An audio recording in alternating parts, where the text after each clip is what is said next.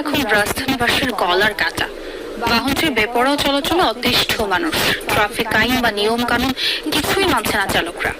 মহানগর পুলিশ বলছে অটোরিকশা নিয়ন্ত্রণে নীতিমালা তৈরির কাজ চলছে। বিস্তারিত রাব্বি সিদ্দিকের রিপোর্টে।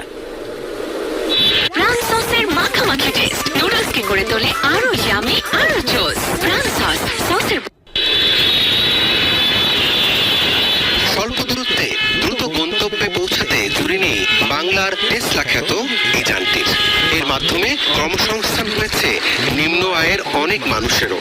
তবে ব্যাটারি চালিত যানটি এখন গলার কাটা হয়ে দাঁড়িয়েছে রাজধানীবাসীর। অটোগুলো অতিরিক্ত